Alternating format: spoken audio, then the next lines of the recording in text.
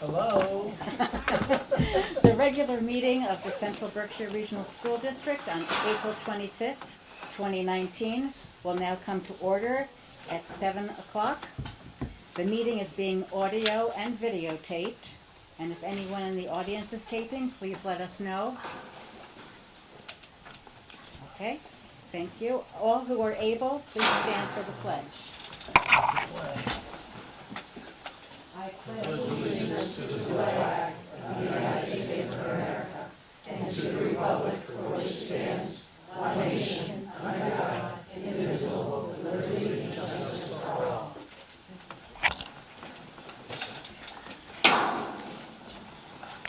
Thank you. Superintendent Kasner, please take roll. Mr. DeFazio? Here. Ms. DiTomaso? Here. Mr. Emerson? Here. Mr. Farley? Here. Mr. Hagmeyer? Here. Mr. Hinckley cannot be here. Mr. Locatell? Here. Mrs. Latazori? Here. Mr. Lest? Here. Mr. Peters? Here. Mrs. Tucker? Here. Mr. Wagner? Here. Dr. Kraft-Reese? Here. We have open seats in Hinsdale and Washington. Mr. Bartels is not here. And I did talk to Ms. Peralt. She's not able to make it. And Ms. Miller, you're the CPA rep. She's here. Okay. We have a quorum. Okay, thank you. The chair certifies that this is the agenda, and at this time, we will have responses from the audience. Just as a reminder, we welcome input from the public and have allocated 30 minutes for this portion. If you wish to speak, please be recognized by the chair, and in consideration of all others, please keep your comments brief. Please do not read comments written by others, and keep in mind that your statements will be made public. Yes. Hi, Joe Diver, 51 Audrey Drive, Dalton, Mass. I'm here tonight to ask for the Dalton reps' assistance and support on the debt exclusion vote on May 13th. Okay? There's a levy limit capacity. There's two ways to raise taxes for the new school. One is levy limit, and our cap in Dalton is $800,000. So in order to get to the 1.6 we need to fund, we'll be cutting budgets. Debt exclusion allows us to raise those funds for the purpose of the capital project for the new school. So I advocate for the debt exclusion, ask for your support in getting that message out. A lot of folks don't understand the difference between the two. And one key difference is if we go levy limit, those taxes remain forever. That's our new ceiling. Debt exclusion, the taxes go up for the period of for the debt and then go away. So thank you, and I ask for your support to get the message out. Thank you very much. Hi, Laura Miller, I'm president of the Central Berkshire Educators Association. Michael, Vice President. We have a statement tonight that is informed by not only our e-board, which is made up of our building reps, but also a survey that was put out to all members. We had 70% of our members reply to that survey. So we are speaking on behalf of the talking points that they supported tonight. In January, Mike and I were asked by building representatives to visit each of the 5 schools in the district because teachers and support staff were upset about the lack of social and emotional supports for students. Our meetings were eye-opening. Teachers and support staff expressed concern for the safety of both themselves and their students. Disruptive, disrespectful, self-harming, violent, and avoidance behaviors were reported across the district. All educators know that behaviors do not just occur. They are not the result of bad parenting. They are almost always the result of stress or trauma. What some would categorize as bad behaviors are actually cries for help. Tonight we stand here before you as a voice for the needs of our students. Every day there are news reports about the rise in mental health issues with our young people. So it is not a surprise when we read tragic articles about incidents in other parts of the country or state. It was a surprise to Mike and me to hear stories of elementary classrooms in this district being cleared out on a daily basis while a student erupts and then de-escalates. It was a surprise to us to hear that veteran teachers are being attacked by students this year, the first year in many that they've taught. It was a surprise to us to hear many staff who say they are relieved their children went through this district when it was good. It was shocking for us to hear many teachers express fatigue, consider leaving the profession, speak about hours spent researching how to help their students who have suffered trauma, and tell us they weep about feeling they have not done enough for their students. Journal articles written about trends in education echo the sentiments Mike and I heard. The national is now local. We stand here tonight to ask that the school committee recognize the changes in our student demographics and begin to consider pre-K through 22 social emotional learning curricula for the coming school year. Currently, social emotional learning is embedded in our general education curriculum, but this is proving to be ineffective. Social emotional learning, which includes but is not limited to basic conversation skills, self-care, and regulating emotions, now requires explicit instruction. DESE recognizes the importance of social emotional learning and provides resources for districts about choosing and implementing curricula. We urge the district to follow the lead of progressive school districts that have already adopted strong social emotional learning curricula and supports for their students. The vote for the new Wacona was very close. There is talk in the central Berkshire communities that the increase in taxes will overwhelm some residents. Less than 10 years ago, Central Berkshire Regional School District had a strong reputation for having the top schools and for providing excellent special education services. Our arts programs were respected and enjoyed by many students. Today, sadly, those services and programs have suffered from budget cuts and inconsistent staffing. Also, more students now than ever before are being placed out of district due to the lack of programs the district has. Each out-of-district placement can cost from $50,000 to over $200,000. With the appropriate staffing and programs, we could accommodate more students. These factors are resulting in parents having conversations in the community about pulling their children from some of our schools. This association is asking for changes to be made quickly in order to restore the reputation of our schools. This can be done by allocating funds by allocating funds to important supports and programs for our students. Families will return to Central Berkshire and the new tax rates will decrease as our enrollment in our schools increases. You've been told that UDL practices will intersect with PBIS and SEL. An overwhelming majority of our colleagues across grade levels have told us otherwise, as Laura has indicated. Sadly, many of the practices that we know to be effective have been eliminated, cut from budget after budget to the detriment of Central Berkshire students. Fear, tension, and anxiety are palpable in our hallways, in the hallways of our schools, as an alarming number of our students are not receiving the social and emotional support that they deserve. Their needs are increasing by the day, and our resources are dwindling. A growing number of our students need the social, emotional support that they cannot possibly receive in overcrowded classrooms. We are slated to lose multiple teaching positions, and there is talk of a higher number of teachers than normal looking for employment elsewhere or taking early retirement next year. Yet we are set to gain another administrator with the budget put forward in March. The association is asking that the money allocated for another coach or academic vice principal, as the case may be reallocated to better serve our neediest students to the benefit of all. We are in dire need of therapeutic environments in all 5 schools. We are in dire need of more than one BCBA, and we are in dire need of registered behavior technicians. We are in dire need of teachers of deportment. Too many of our students in crisis are leaving this district at an extremely high cost to taxpayers, simply because we do not offer services in a therapeutic setting that provide them with the education they both need and deserve. The Central Berkshire taxpayers have done more than their part to support us. We need to do our part to support them and their children.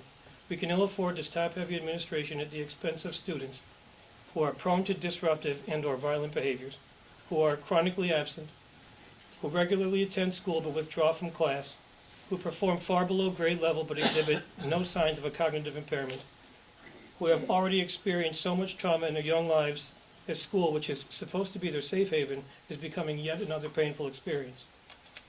Laura and I brought the concerns of the members to Superintendent Kasdan in March.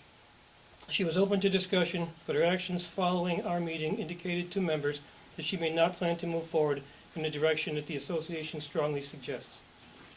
That direction was informed by an overwhelming majority of our colleagues who have expressed frustration at the direction of the district as of late and who fear retaliation when speaking out on behalf of students and other colleagues. This is unacceptable on every level. Transparency is needed now more than ever in all walks of life, especially when it comes to educating tomorrow's generation.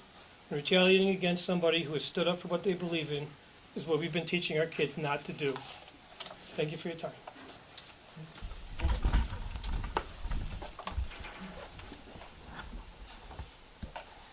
Thank you for coming here this evening, and we certainly heard your words and will be meeting about those words in the future.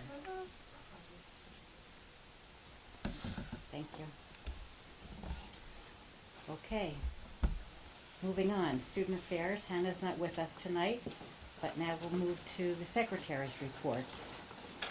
I understand that there's a correction to the minutes, and I believe that that's on page 120, oh no, sorry. On page 122, and the correction is concerning the Peru town meeting, is that right? Yes, the original meeting minutes indicated that the Peru annual town meeting would be on May 11th. I communicated that to the district, so I believe the packet that we have in front of us is correct. The meeting date is May 18th at 6 p.m., so that was corrected. The original packet that went out by email was not. And the printed version says the 11th, but the correct date is the 18th. Is the 18th, and that is what is. 6 p.m.? Yes, and that is what is in our packets in front of us tonight. The minutes are incorrect, but that's the agenda for tonight. Yes. So the minutes that they were already mailed out on Friday. Yes. All right. Any other corrections to those minutes? I move to approve the minutes of the regular meeting of April 11th, 2019 as corrected. Second. We have a motion and a second. All those in favor? Aye. Opposed? Abstain? Motion's, the minutes are approved. Okay, now we move on to warrants. Do I have a member to make a motion to approve the warrants, please? Move to approve warrant number PR 2019-21 dated April 18th, 2019.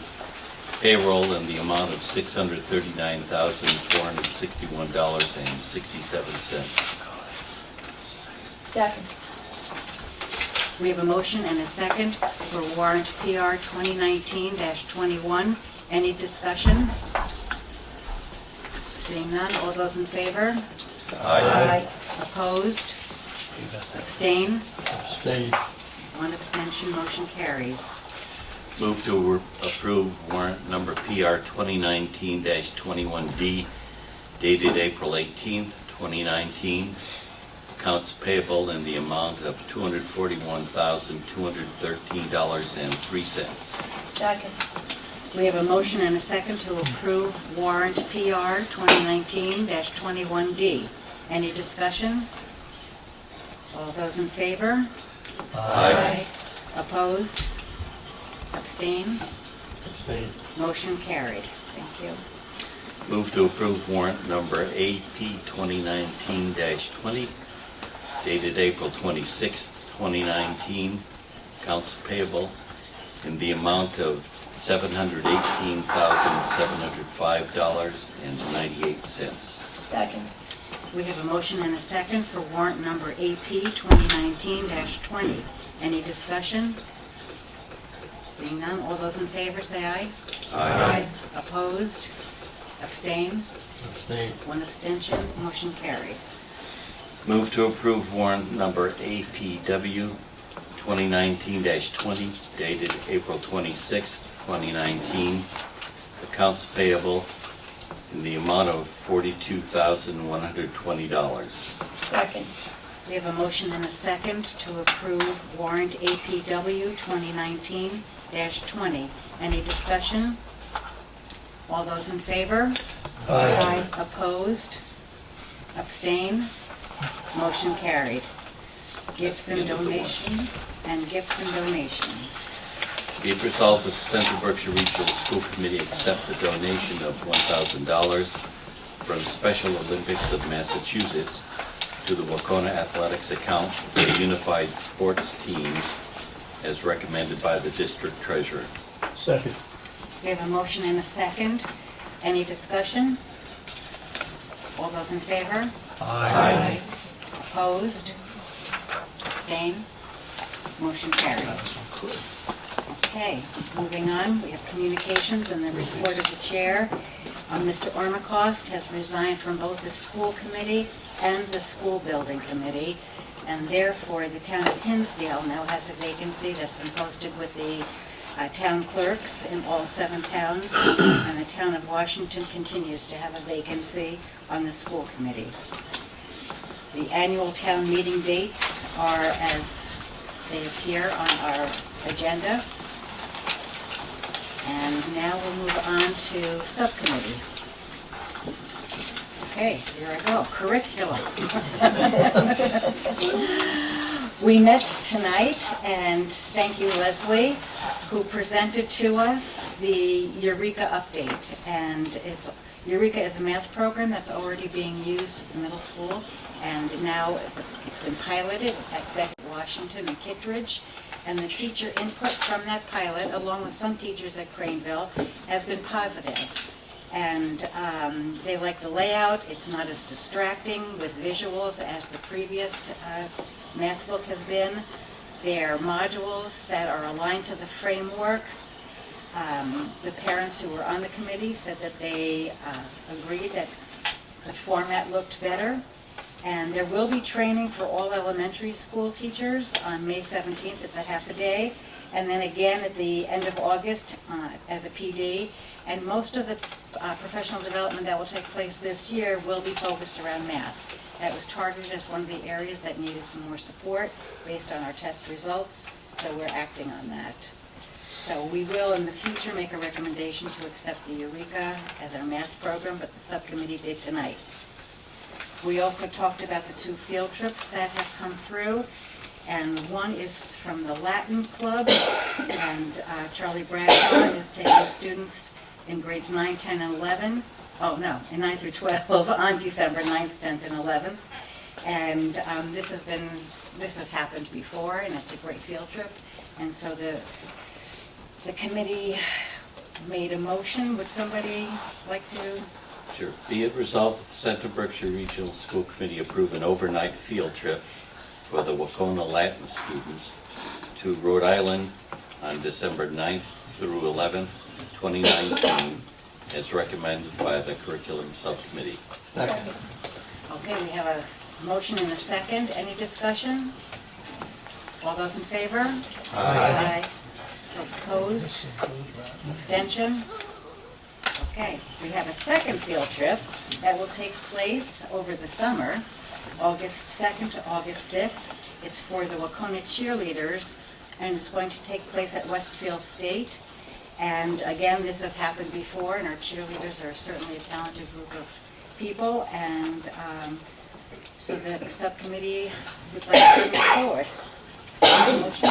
Be it resolved that the Central Berkshire Regional School Committee approve an overnight field trip for the Wacona cheerleaders to Westfield State University, August 2nd through 5th, 2019, as recommended by the Curriculum Subcommittee. Second. Okay, we have a motion and a second. Any discussion? All those in favor say aye. Aye. Opposed? Abstain? Motion carries. Thank you. Finance. Okay, so we met on the 23rd. Just go with me here. Okay. So to begin with, Tom Scanlon from Scanlon Associates presented the fiscal 2018 audit review. He reviewed his company's annual audit of the district's finances, and his summary was very positive. It was an unmodified opinion, which is very favorable to our bond rating. There were no discrepancies found. To say that he was positive is an understatement. He was almost euphoric in his support of the district's adherence to standards, as much as an auditor would be. He also commented that our activity and investments in OPEB is very positive and also good for our bond rating. He highlighted 3 potential changes in GASB rules, which the district would need to be aware of for the upcoming fiscal year, and commented that the OPEB liability must be shown as it impacts the district's net position. He further stated that all districts are affected by the disclosure of the OPEB, and it is being shown in the same way. He also commented that the OPEB liability should be considered every year and should be factored in negotiations. As a result of this discussion, Rick Peters commented Melissa's efforts. We all supported that comment. And we also acknowledged Dick Locatel's foresight in funding the OPEB liability so that our bond rating could be a positive rating. We also reviewed third quarter financial reports. Assistant Falkowski reviewed the third quarter financial reports and explained variances. The overall expenditures for this third quarter are on target at 65%. She also discussed the revolving food and athletic accounts. She reviewed the revolving accounts and noted that there is a surplus of $33,653 in the food service, and that the food director maintains very good inventory control, and there's a very good collection practice for outstanding balances. Superintendent Kasna also commented that parents can pay their balances online, which helps the district maintain control over outstanding balances. There is currently a surplus of $11,806 in the athletics revolving account with an anticipated end-of-year fund balance of $31,976. Following the discussion of the audit and the financials, we then moved into a discussion of the Cummington status. This was opened by a discussion that a letter had been sent to Cummington requesting a copy of the education plan and a single representative who would be in contact with. Superintendent Kasna reported on her letter that she received from the Cummington Select Board, and that she has offered to meet with the Select Board in Cummington each of the last 4 years. She also drafted a response to the letter, which was shared with Dr. Kraft-Reese and Dick Locatel, and she also reported on her conversation with the superintendent of the Hampshire Regional School District, who informed her that he had met with Cummington representatives, who indicated that they were not interested in negotiating a tuition agreement with Hampshire Regional because they want Central Berkshire School District to pay it. The Hampshire Regional Superintendent remarked that it is unlikely that any district would pay a second district to offer the same service which the first district offers, as relates to tuition. The subcommittee reiterated that Cummington needs a single representative to converse with the finance subcommittee, and Rich Peters also commented that at the upcoming town meetings, the vote on the budget may be impacted by the fact that there are people in the communities who commented about the popular vote versus the town-by-town vote, and that we should be very proactive in attending our annual town meetings to make sure that we are supporting the budget. And that is the end of my report. Thank you. Okay, policy. No report. Did you want to add something? Might want to talk about, are we going to talk more about the audit or the financial report was passed down? Do you want to say anything? No, I think that was fairly thorough, but if there's any questions on it. Okay, what was distributed was the quarterly financial report, Yes. right? And that was also sent via email yesterday. Right. I would just like to reiterate that the great work that Melissa has done on the budget. To come back with no, Tom commented that it was a boring audit. Because there was nothing to report, so thank you for that. Good work. Boring is good. Boring Boring is very is good, good. yes, boring is good. I neglected to mention that our next finance meeting will be May 21st at 5:30 at the central office. May 21st? May 21st. Thank you. And we'll have the PARS representative there to speak about the OPEB investment trust fund. I'd also like to reiterate, thank you for all your work too. About 9 or 10 years ago, I started comparing the audits from year to year. Years ago, there was like 20, 30 something discrepancies that had to be checked. They were going down and down, and when you took over, they went down to 0. And so you're doing a great job. Yes, agreed. Okay, policy, you said you haven't met. We have no report. We're waiting for a couple of things potentially coming out of the Equity and Diversity Subcommittee. Okay, thank you. Personnel? I have no report in open session, but if we have time, I would like to have an executive session At the end. at the end of the meeting. Thank you. Safety and wellness? We have not met, hoping to set something up for May 9th. Stay tuned. Okay, thank you. And now we're up to the Wacona Building Project report. Okay, so we had a meeting earlier today, primarily to talk about the schedule going forward. There were conversations today at Wacona with several different groups of staff to look at different areas of the building, fine-tune certain questions related to the preferred schematic design.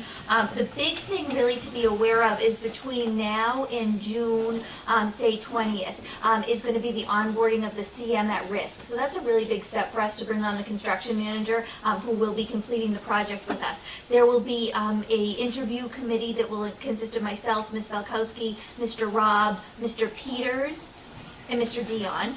In that process, really, the first part is a request for qualifications, and then anybody who is qualified, we are able to then give a request for the proposal. We've had 17 inquiries to date, which is very healthy.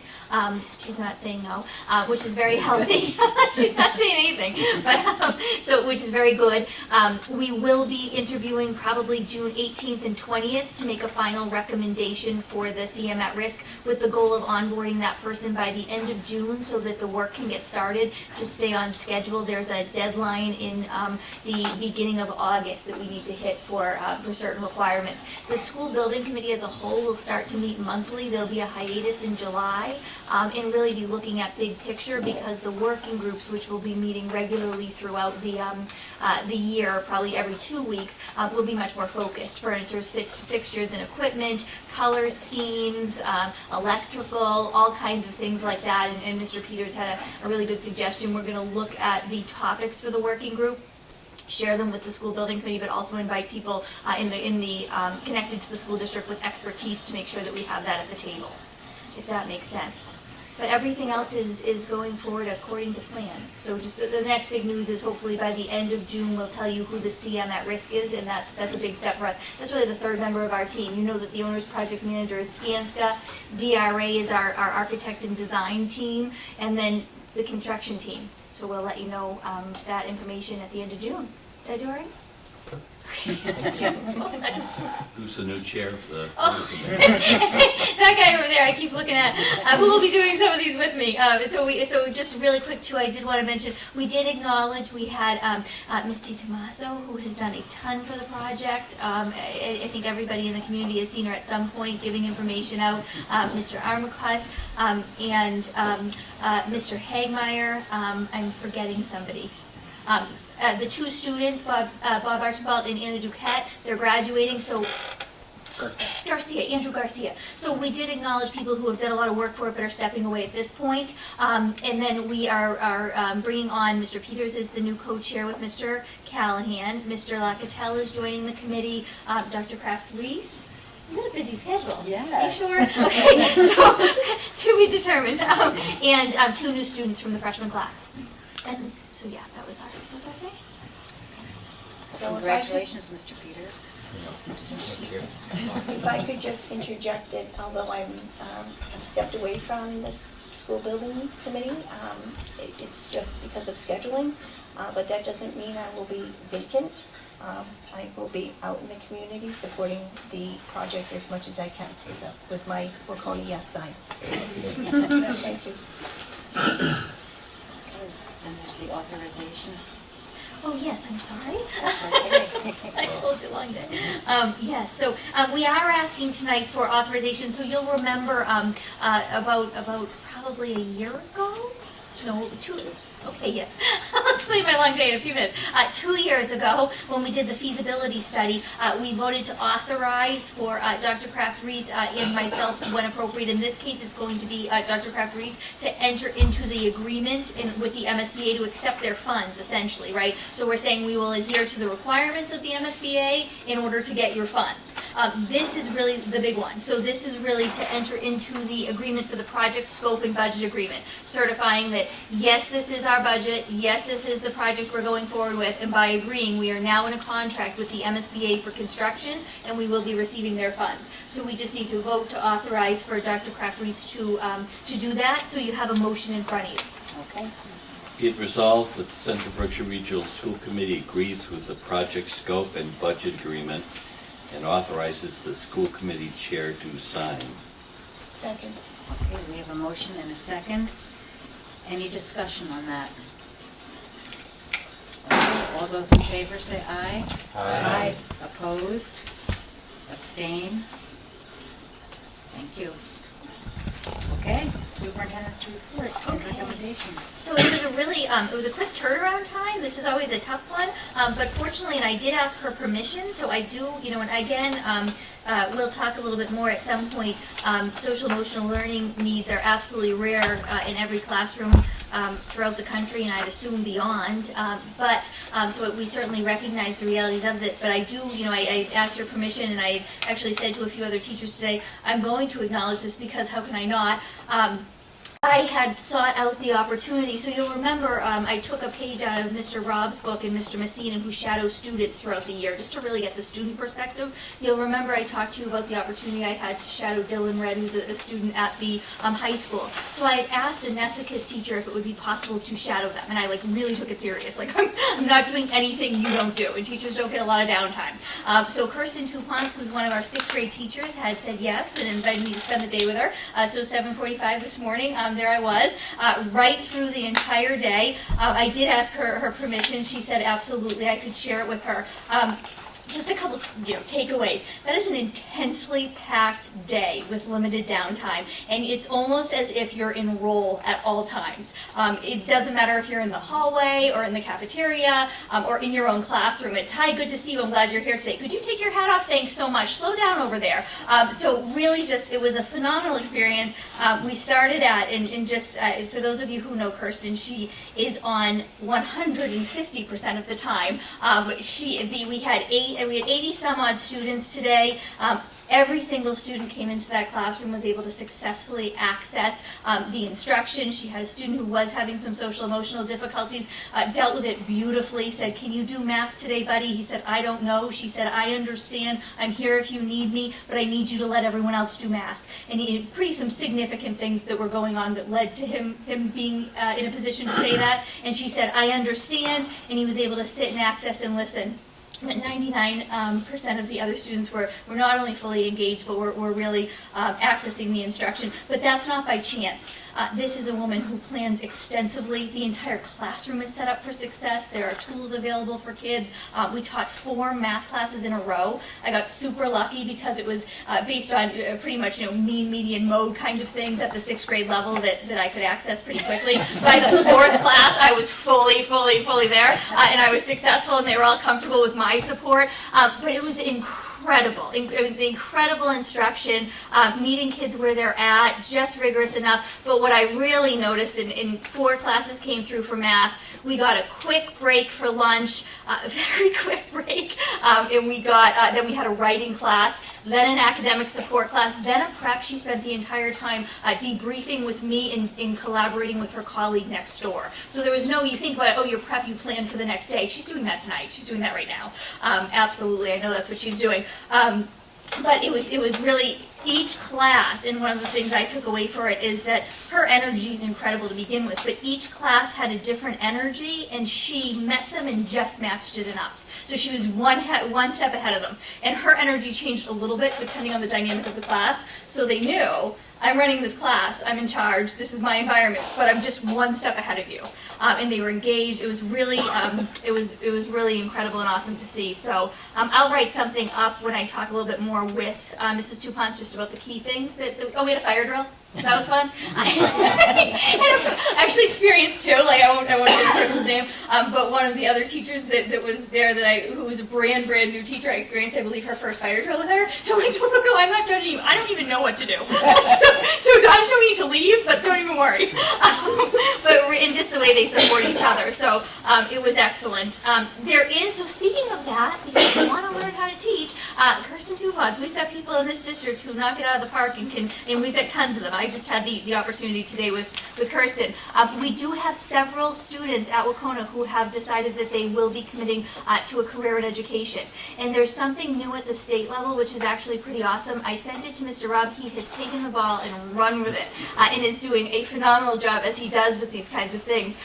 7 students from Wacona's class of 2019 are going to be recognized on Thursday, May 9th at 2:30. You probably see all the time kids committing to college for athletics, things like that. So what we're really doing is acknowledging kids who are committing to education. And we know, actually I was with one of them, I was probably with a lot more of them, there's some in the audience. We know we get alumni back here who teach for us and who provide great education. So this is not only, yes, we're so happy that you're going into education, a lot of these people are coming back and dedicating their careers to our kids. So this is really awesome. Senator Hines, or at least somebody from his office, will be there. State Rep Mark will be there.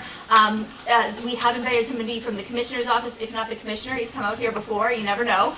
So we're excited about that. You're all welcome. It's 2:30 on May 9th at Wacona. Hannah will be there, who you know. She's pursuing a career in education.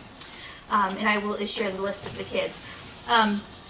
I did share just the Wacona Language Department provides a cultural presentation in the elementary and middle schools. I'll send out some photos about that just to get kids excited about the language program. But also Mr. Bradshaw does a really nice job of emphasizing the culture behind the languages that we teach here. And it's just a nice opportunity to get our secondary kids in front of our younger students. I did include some updates on the Equity and Diversity Committee. The big one is the big training at Nesicus. It's the May 17th day is a full day of different kinds of sessions on equity and diversity topics. Kids will cycle through. We are having a training for anyone who wants to facilitate it on May 10th and May 11th. You're all welcome. We have had several community members come forward and volunteer their time. Mr. Diver was here tonight, so kudos to him. So we are excited, and I think just I also mentioned the Spirit program, which they spoke about last time when they were here. It's just really important. I'm going to keep this because I think it's a topic we need to keep talking about. This is part of a K-12 social emotional learning curriculum. The equity and diversity curriculum will be embedded into that. So what we're trying to do, there's a subcommittee of the Equity and Diversity Committee. Leslie Blake Davis is a part of it. Dr. Kraft-Reese is a part of it. Dr. Kraft-Reese is a part of a lot of things. And what they are trying to do is find a really robust social emotional curriculum, K-12, but also one that encompasses equity and diversity. Because while the issues they're talking about here tonight are absolutely real, we know that equity and diversity is a part of that story for us as well. And part of equity and diversity as well is seeing kids and experiencing peers who have challenges and difficulties social emotionally, in addition to different races, religions, all of that. So we hope that that committee will be making a recommendation to our curriculum committee, Dr. Gravries, very shortly in order to adopt a curriculum in that area, but we want that equity and diversity part of it as well. So that's a thing that I wanted to mention. one of our school committee members and I had some dialogue around just transition planning and activities. Our biggest transition is by and large to the middle school. When you think about it, we have students coming out of very different environments coming into our middle school, but also there's a transition to our high school as well. So just outlining transition activities that we do and having some dialogue around is there anything additional we should do will be on the next school committee report. Any questions? I didn't do any justice to the day I had at Nescus with Kirsten, because I'm still tired from it, and she's probably, I don't know, doing a million things right now. So sorry, with respect to what happened here tonight, Yes. I'm just curious because I'm not that familiar with, you know, the curriculum side of things, but it sounded like they had said that we had cut some things to put other things in place. Do you know what they're talking about there? Can you share that with us? So I think where it's not on the agenda, what I would like to do is to be careful in what I say and what I don't, just out of respect for open meeting law. What I would like to say is that out-of-district placement is a numbers game, and those are numbers I have and I look closely at, and the information that was given tonight is not accurate. So I just want to give you those numbers in order for you to see what out-of-district looks like. Again, and nobody would have that information because it's confidential. So if you have a child with a disability that needs to go out of district, really, Ms. Falkowski would know because she allocates the funds. Our Director of Student Services would know, and the team making that decision would know. But that really is all. So I think it's important for you to see those numbers, and it's something we can certainly look at. Again, one student is not equal to one student. So sometimes you may have a student move in who's multi-handicapped and medically fragile, and your number might go up, but it does not matter if you have a social-emotional program. Or you have a student who is severely autistic and when they get to a certain age needs round-the-clock education to access life skills, so they may be placed for that reason, but that's not because of a lack of a program. So I just would rather, when we talk about out-of-district, and I'm just trying to think about the best place to dialogue, might be curriculum, is really could also be finance, but look at the numbers rather than, kind of dialogue arbitrarily, because what you were being presented with tonight is that out-of-district placements have continued to rise, which is causing a cost to the district. So I think we should just look at those numbers. So I would recommend that we put that on a future agenda so that you can see out-of-district numbers. Mr. Hogue is absolutely accurate that we have a monthly meeting. He and I and Laura meet monthly. I've done that since I got here. Superintendents before me did with the union. And we absolutely, in my opinion, did address the concerns that were brought forward, but I did not agree to take off the table the academic vice principal. He's absolutely correct on that. I do believe, and I believe I'm supported in that by our principal at Nesicus, our director of teaching and learning, that we do need an academic vice principal. We're a middle school in turnaround.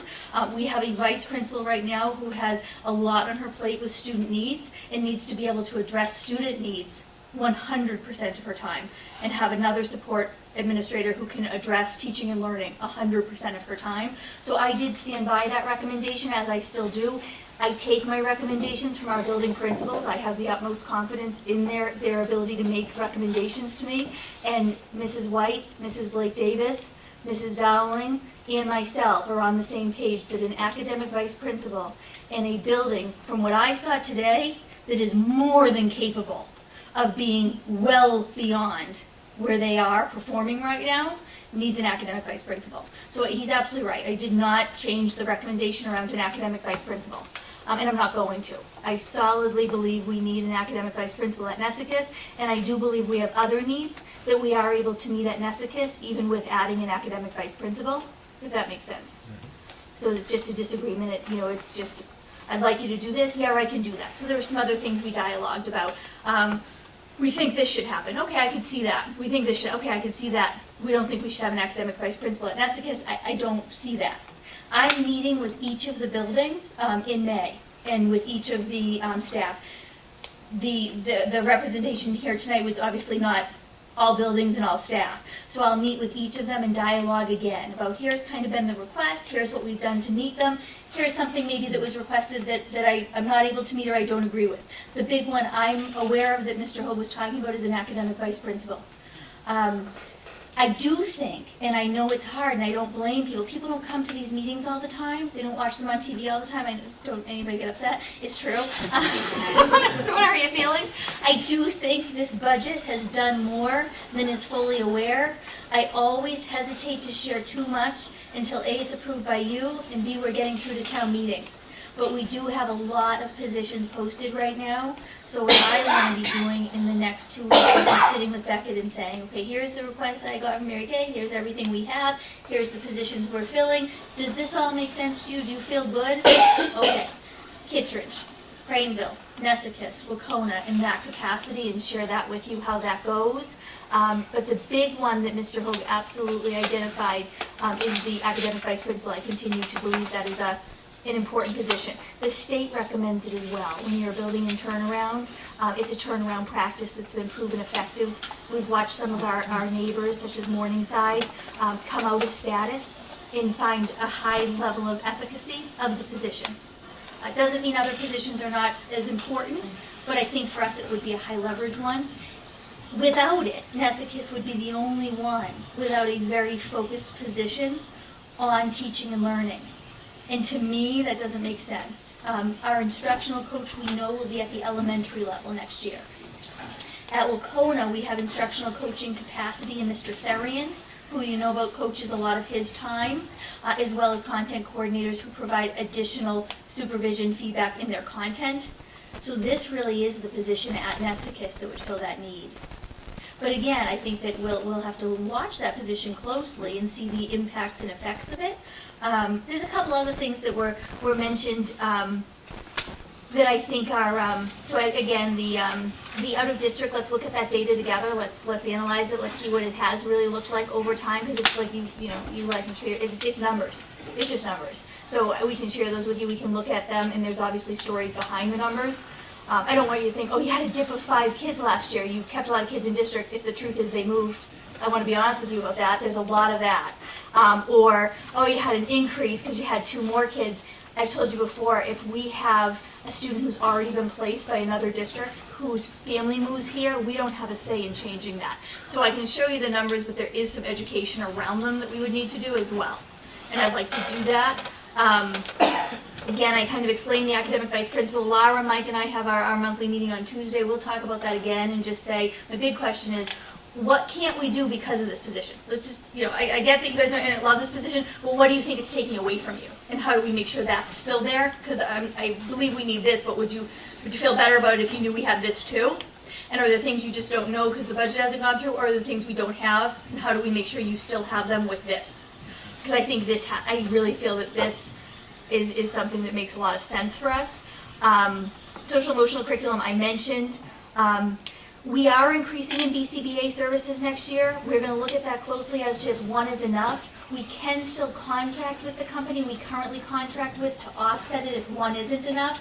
I will caution you, and everybody's frustrations and concerns are different.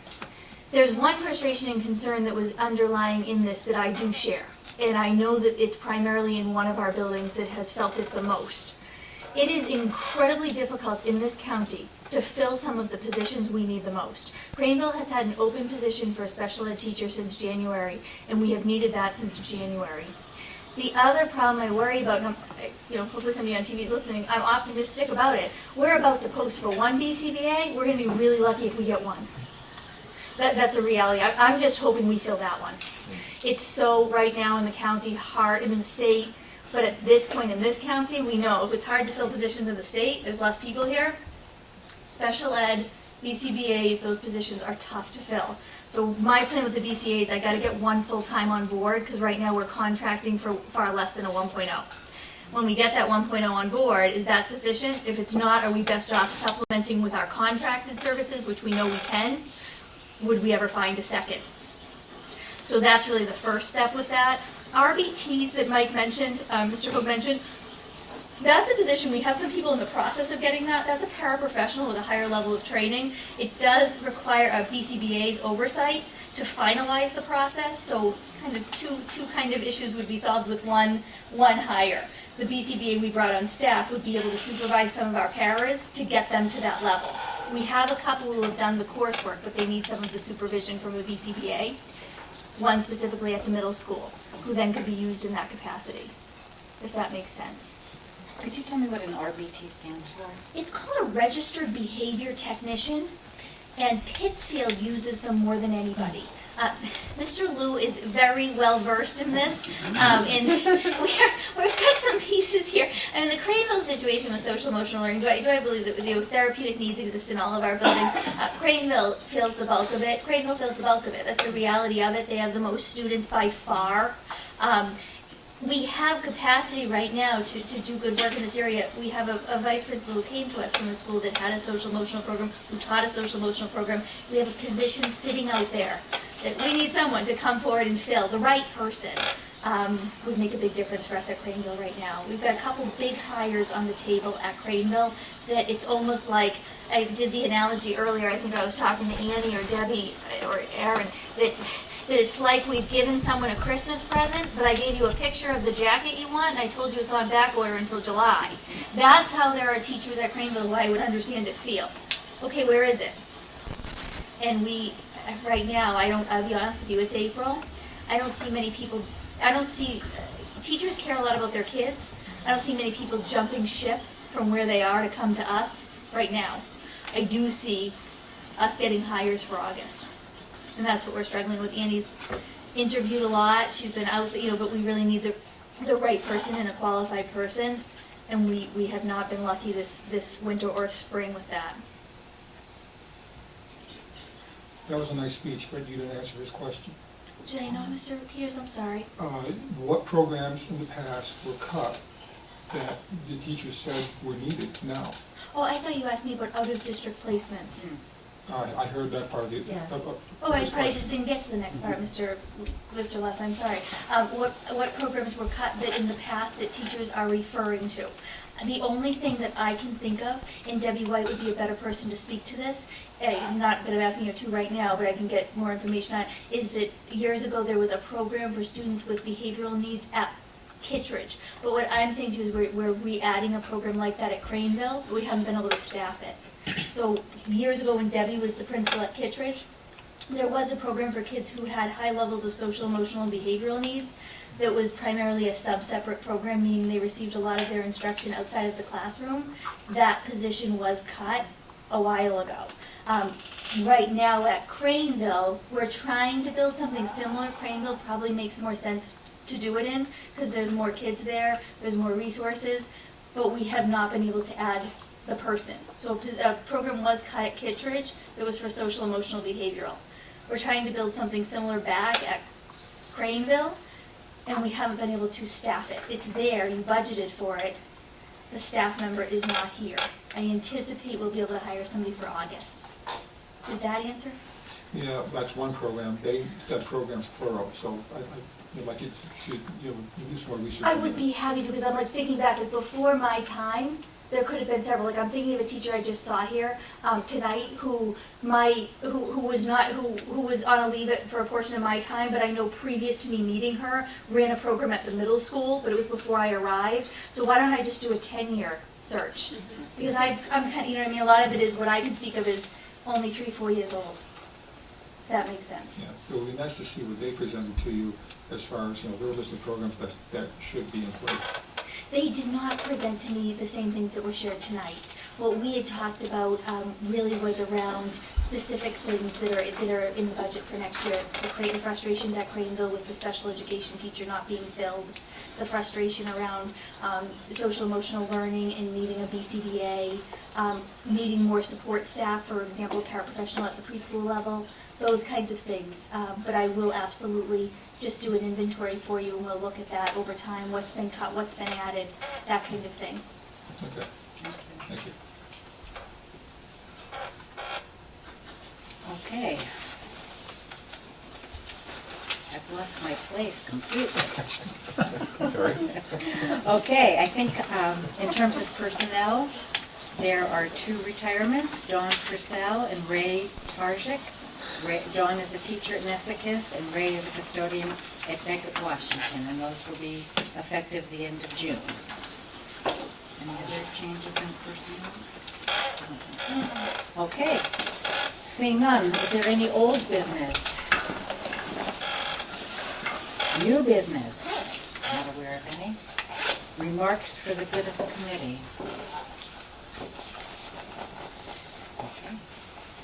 We're not going to I adjourn. would like to go into executive Okay. session. So it is now 7:53, so we'll have about 5 minutes to I re-adjourn. mean, makes sense. Okay. Be it resolved that the Central Berkshire Regional School Committee goes into executive session at 7:53 PM in accordance with MGL Chapter 38, Section 21A3, to discuss strategy in preparation for negotiations with the CBEA unit, for which the chair has declared an executive session is necessary to protect the bargaining position of the committee, and to not reconvene in open session at the conclusion of the executive session. Second. We have a motion and a second. All those in favor? Aye. Roll call. Roll call.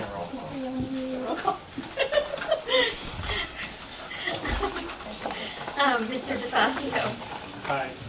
Ms. DiTomaso, Yes. Mr. Emerson, Yes. Mr. Farley, Mr. Hagmeyer, Yes. Mr. Locatell, Yes. Mrs. Latazori, Yes. Mr. Les, Yes. Mr. Peters, Yes. Mrs. Tucker, Yes. Mr. Wagner, Yes. Dr. Crafty. Yes. Okay. That's all. Everyone else can have it. We'll take a 3-minute break and come back to executive session.